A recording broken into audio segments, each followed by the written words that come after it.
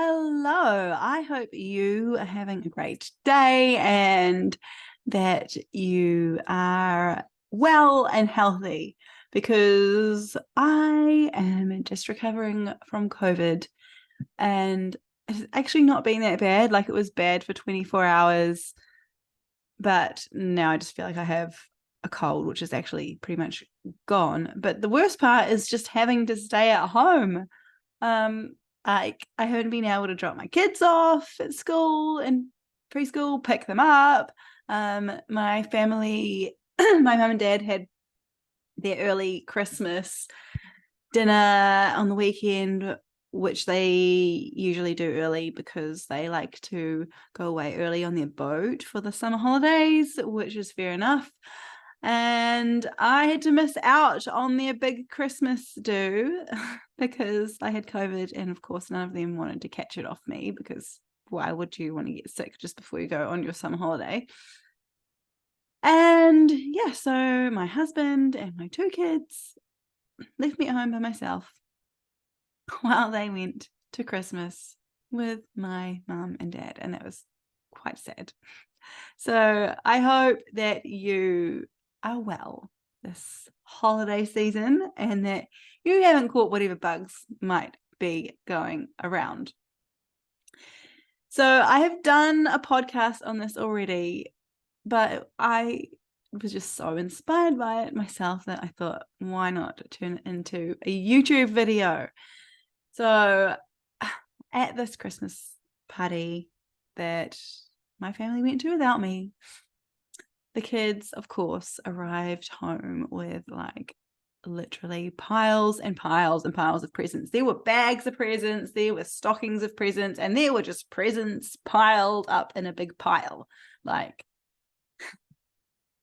I don't know where we're going to put all these presents, really. But anyway, they were excited by them and they love it and they're into the Christmas spirit. But in these presents, each kid got a Cluedo board game. And there were two different ones. So one was like a version for younger kids, which I understood. And then the other version was one for like older kids and adults. And it had a picture of a boat on the front, which I was like, that's kind of unusual. Like the Cluedo I used to play was just like Miss Scarlet was in the kitchen with a rope, no boats. It was pretty simple. Archer, my oldest son, was like really excited to play his Cluedo board game, which was the more advanced one. So me and my husband were like, okay, we'll play it after dinner and after Lucas has gone to bed, and after his little brother had gone to bed. So we got it all out, set it up.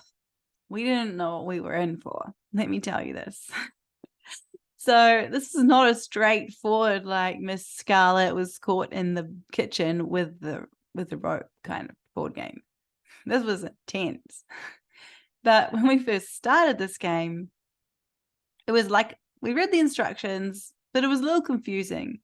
We pulled a card, so you have a few decks of cards and you have to pull cards to tell you what to do for each next step. So the first step, it just said the captain's been thrown overboard and you need to inflate a life raft and throw it out to him. And my husband was like started thinking about it, like what are we supposed to do? Are we actually supposed to throw him a life raft? Is there a card that's got a life raft, or what are we supposed to do? And I kind of said, like, maybe it's just like you're just imagining, he's fallen overboard and you're throwing him a life raft, and that's the first step of this. That's the first part of the story. But no. He wouldn't take that for an answer. He was like reading through all the instructions, like, what do we do? What do we do? I'm so confused. And me and Archer, who's 8, we were just like, let's just keep playing and like just see what happens. It's just a game. Like if we get it wrong, we'll figure it out and we'll just go back to the beginning. And so me and Archer just keep playing and we're figuring it out. But in the meantime, while we're playing the game, my husband is still like reading through the instructions, like, how do we do this? And me and Archer are working it out. And then I kind of just stop and laugh. I'm like, This is a great example of how our learning styles are so different.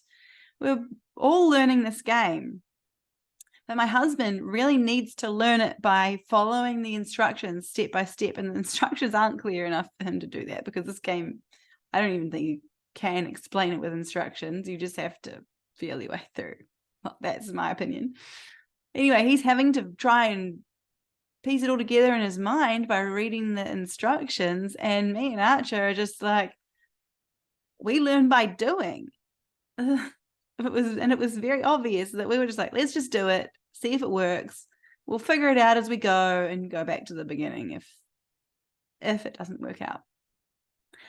And it kind of got me thinking too, like, I kind of have known this all along, but it really reinforced it, that in photography, when you're learning photography, everyone has different learning styles. So everyone is going to learn photography differently. So there's 4 different kinds of learning. There's kinesthetic, which is doing, like you like to do stuff to learn it. You actually like to do it. The second thing is like visual, watching. You like to watch someone else do it first before you do it. That's how you learn. The third is audio. I think it's called audio. And that's when you like to listen, like maybe listen to instructions or listen to the process of someone else doing it. You're a very audio person, you like to listen. And the fourth one is like reading and writing. So in my husband's case, it was like reading. He wanted to read the step-by-step instructions of how to do it. So those are the 4 different learning styles. And I learned all about this when I was learning to be a ski instructor, like a long time ago, like almost 20 years ago. Actually, probably maybe, oh my gosh, how old am I? Okay, let's not go there, but it was a long time ago. And I learned about all of those different learning styles then, because I was teaching people how to ski and they learned in different ways. But when it comes to photography, like, one person might prefer to read all the manuals and like read books about photography and learn that way. Other people, like me, might like to just get stuck in there and do it, play with all the buttons on the camera, work it out by just doing it. And hey, if you're learning photography in a way that doesn't align with your style of learning, then you might be really struggling. And this might be a real aha moment for you if you're like, oh my gosh, that is why I'm struggling, because I'm trying to read these instructions in this manual or in this book or whatever, and I'm just not learning how to do photography because I'm a very visual person and I need to watch someone else do it. So you could even have a mixture of these different learning styles. You might like to do it and watch it. I actually think I am like that. Like, I like to do and watch, like watch someone do it and do it at the same time. That I learn really quick that way. So you could be a combination of the two. But for example, if you are someone who learns by reading or writing, then you probably love reading your manual about your camera and how to use it. I hate that. That is not for me at all. I do not want to be reading a camera manual, no matter how much it helps me. Although I have just recently, well, not recently, but I found out a few tips from my photography manual after like 15 years of being a photographer that I should have known like from the get-go, but I was putting it off because I didn't want to read the manual. So sometimes you just gotta read the manual. But anyway, you might also like to, I don't know, read textbooks about photography if you learn by reading, and then you've got all the step-by-step instructions on how to do it. And if you are a visual learner, you might like to go on YouTube, watch someone else do it, so you can follow along and do it as well. Or you might like to go to an in-person workshop so you can watch the instructor teach you step by step how to do whatever you're wanting to learn to do. If you are a kinesthetic learner, which is like me, you like to learn by doing it, then maybe you just like to, I don't know, kind of watch YouTube or have a photo of what you actually want to achieve and then just go out there and try it. Sometimes when I'm doing that, I do actually still have to maybe read or watch a video of something so I get the gist of what I need to try. But I just like to go out there and do it.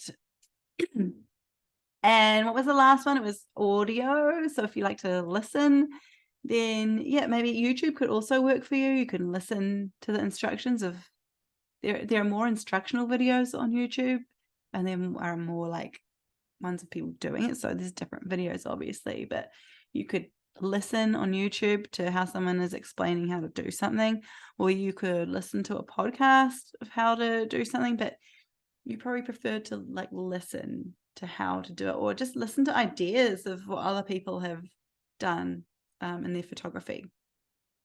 So those are the 4 styles of learning. Kinesthetic, which is doing; visual, which is watching someone else do it, or yeah, just watching to learn; reading, writing, which could be like reading a manual.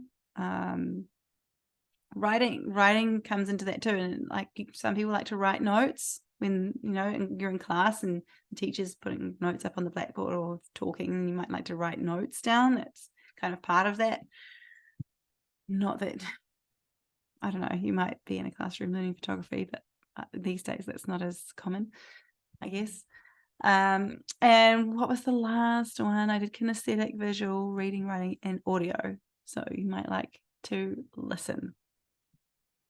Now, you probably have an idea of what learning style you are already from other things that you've learned or that you're good at, or just how you approach life, or just think about when you were in the classroom when you were younger, how you liked to learn in class, like, and even what subjects did you like better, because some subjects are more like hands-on and some subjects are more audio, some subjects you have to write and read more. Just like have a deep look into your life and things that you've done, and just the way you prefer to do things and learn things, and then embrace that in your photography, because as soon as you embrace your learning style, the faster you're going to learn, and you're just going to become unstoppable, and you're just going to keep growing, developing your style as a photographer. And if you just stay stuck doing learning in a way that's not intuitive for you and is not the way that you like to learn, then it's just going to make life way harder for you. So I think what we learned from the board game was that yeah, it was really hard for my husband to just get on and do the game, because he really wanted some instructions, and the instructions just weren't doing it for him, no matter how many times he read them.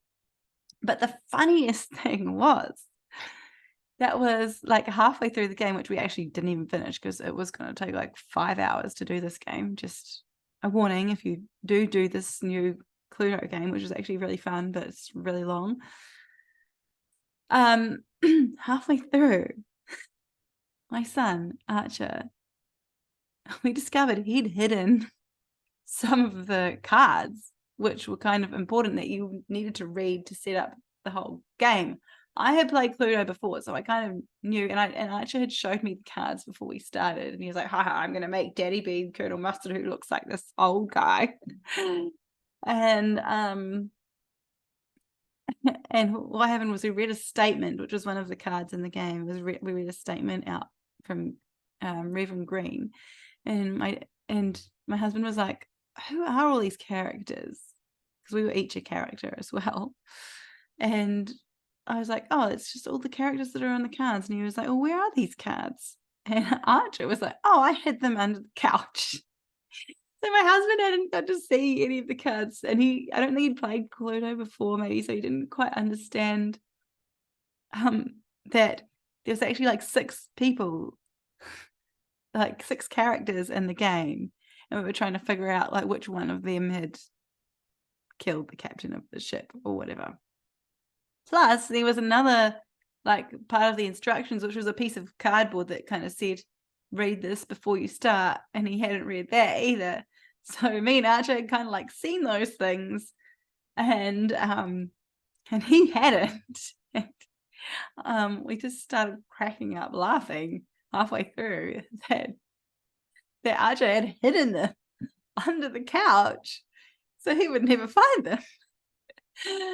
So once he had watched us play for a little while, and he figured out about those things, and it made it a lot easier for him to just relax and play the game and have fun. But it just goes to show how important it is to follow your unique learning style, because if you don't, you are really going to be struggling and stressed out and like wondering why you're stuck and you just aren't getting anywhere, like my husband was in the board game. So I really hope that helped. And if you are excited to learn more, take your photography to the next level in 2024, oh my gosh, I can't believe it, we're nearly there already. I'm going to be running a whole series of workshops, which I'm super excited about. They're all going to be free and to help you master photography. And if you have any requests of what you would like to learn, then please send them through to me, because I would just love to help you on your photography journey and help you learn the things that you are wanting to know. So if you want to get in on these free workshops, the places are going to be very limited, but I will link up the link to the waitlist below. So if you want to join the waitlist, you'll be the very first to know when the registration opens for the workshops. If you do happen to miss out on the first workshop, then I will be reopening registration for the new workshops that are coming. So it's not just going to be like the first people that get into the first workshop will be the only ones that get to do the rest. There'll be new opportunities for every workshop to jump in. Some you might be more interested in than others, and that's fine. Like, you can pick and choose which ones you want to do. That is all good. They'll all be live, and I can't wait to see you there. So check out that link below to join the waitlist and be the first to know when the registration opens. Have an awesome Christmas and a great New Year, and I will see you in 2024.